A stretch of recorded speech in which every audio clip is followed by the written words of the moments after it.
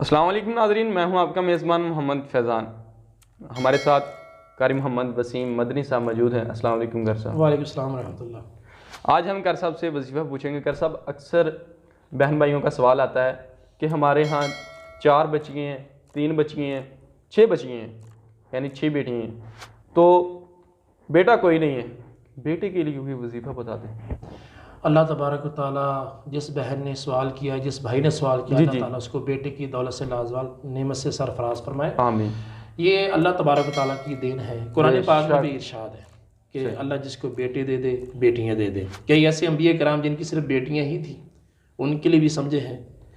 جی ہاں، انبیاء کرام، جی بالکل۔ نبی علیہ الصلوۃ والسلام کی ذات کو دیکھ لیں، آپ کے پاس 4 بیٹیاں تھیں۔ سبحان اللہ، سبحان۔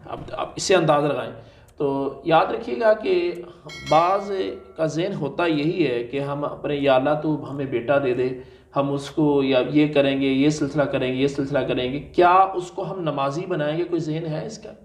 بیٹا اللہ تعالیٰ دے بھی دیتا ہے۔ یہ میں ایک وظیفہ ہے، بہت پیارا ہے، میں آپ کو آخر میں بتاؤں گا اس حوالے سے، اور وظیفہ بھی بہت پاورفل ہے۔ گھروں کے اندر بعض اوقات امراض بھی ہوتے ہیں۔ اچھا، ایک اور بھی ہے، یہ وظیفہ ایسا ہے کہ گھر میں بہت سارے امراض بھی ہیں، اچھا بیٹیاں وہ بھی بیمار ہیں، جو بیٹیوں کا باپ ہے وہ بھی گھر میں بیٹھا ہوا ہے، اور بچیوں کی شادیوں کا بڑا مسئلہ ہے۔ جی، اس پہ ہم انشاءاللہ وظیفہ کریں گے، وہ بھی آپ بتائیے گا۔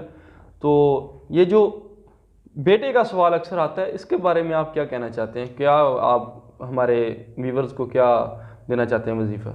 جی، بہت ہی پیارا وظیفہ ہے، یا لطیف، یا لطیف، یا لطیف۔ یہ اپنے تحیت الوضو، تحیت الوضو بھی اس کی ڈیفینیشن بھی سن لیں۔ تحیت الوضو ہوتا ہے کہ جسم کے جب آپ وضو کرتے ہیں نا، تو اس کے اعضاء خشک ہونے سے پہلے یہ تحیت الوضو پڑھی جاتی ہے۔ صحیح، جی ہاں۔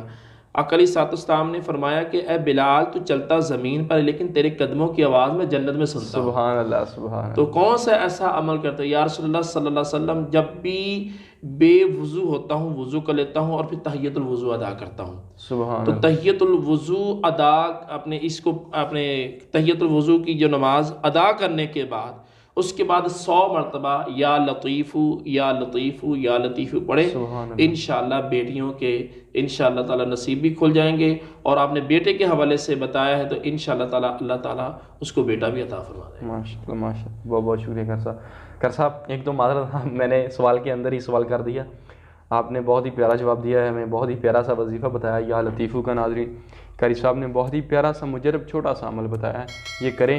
قاری صاحب، اس کو کرنا کس طرح ہے؟ اس کے لیے نماز پہلے شرط ہے۔ نماز شرط ہے؟ ہاں جی، نماز شرط ہے۔ کسی بھی نماز کے بعد یہ آپ وظیفہ پڑھ سکتے ہیں، کیونکہ نماز ایسی پیاری دی بیسٹ چیز ہے اللہ تعالیٰ کی رحمت سے۔ حضرت سیدنا ابوبکر صدیق رضی اللہ تعالیٰ عنہ کا قول بھی ہے، اس کو ہمیشہ ساری زندگی یاد رکھیں کہ جو بندہ اللہ تعالیٰ کے کاموں میں لگ جاتا ہے، اللہ تعالیٰ اس کے کاموں میں لگ جاتا ہے۔